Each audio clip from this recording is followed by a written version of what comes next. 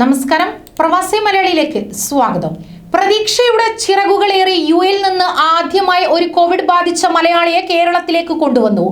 ഗുരുതര ആരോഗ്യ പ്രശ്നങ്ങളുള്ള കോഴിക്കോട് മണാശ്ശേരി ചേന്നമംഗലൂർ സ്വദേശി അബ്ദുൽ ജബ്ബാറിനെയാണ് തുടർ ചികിത്സയ്ക്കായി സാമൂഹ്യ പ്രവർത്തകരുടെ സഹായത്തോടെ ചാർട്ടേഡ് വിമാനത്തിൽ കോഴിക്കോട്ടേക്ക് കൊണ്ടുവന്നത്.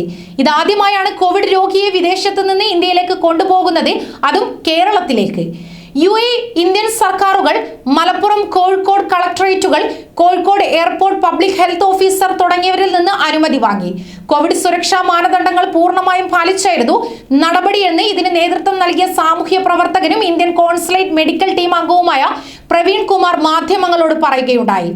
അജ്മാൻ കേന്ദ്രീകരിച്ച് വ്യാപാരം നടത്തിയിരുന്ന അബ്ദുൽ ജബ്ബാറിന് ഈ മാസം 6-നായിരുന്നു COVID-19 സ്ഥിരീകരിച്ചത്. തുടർന്ന് ആരോഗ്യസ്ഥിതി ഗുരുതരമായതിനാൽ ആശുപത്രിയിൽ പ്രവേശിപ്പിച്ചു. ന്യൂമോണിയയും മറ്റ് അസുഖങ്ങളും കലശലായതോടെ പ്രശ്നം ഗുരുതരമാവുകയും നാട്ടിലേക്ക് കൊണ്ടുപോകാൻ ബന്ധുക്കൾ തീരുമാനിക്കുകയായിരുന്നു. ഇന്ത്യയിലും യുഎയിലും സേവനം നടത്തുന്ന യൂണിവേഴ്സൽ മെഡിക്കൽ ട്രാൻസ്പോർട്ട് സർവീസിന്റെ എയർ ആംബുലൻസ് കമ്പനിയാണ് യാത്രയ്ക്ക് സഹായമായത്. കോഴിക്കോട് ആസ്റ്റർ മിംസ് ആശുപത്രിയിലാണ് തുടർ ചികിത്സ. അതേസമയം യുഎയിൽ പുതുതായി 3453 പേർക്ക് കൂടി കോവിഡ് വൈറസ് ബാധ സ്ഥിരീകരിച്ചതായി ആരോഗ്യ പ്രതിരോധ മന്ത്രാലയം അറിയിച്ചു. ചികിത്സയിലായിരുന്ന 3268 പേർ രോഗമുക്തരാവുകയും ചെയ്തു.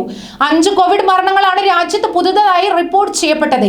കഴിഞ്ഞ 24 മണിക്കൂറിനിടെ നടത്തിയ 1,62,251 കോവിഡ് പരിശോധനകളിൽ നിന്നാണ് പുതിയ രോഗികളെ കണ്ടെത്തിയത്.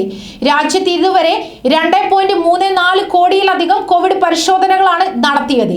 ഇതുവരെയുള്ള കണക്കുകൾ പ്രകാരം യുഎയിൽ 2,53,261 പേർക്ക് COVID-19 സ്ഥിരീകരിച്ചിട്ടുണ്ട്. ഇവരിൽ 2,25,374 പേർ രോഗമുക്തരാവുകയും 745 പേർ മരണപ്പെടുകയും ചെയ്തു. നിലവിൽ 27,142 കോവിഡ് രോഗികളാണ് രാജ്യത്തുള്ളത്. ന്യൂസ് ഡെസ്ക് പ്രവാസി മലയാളി.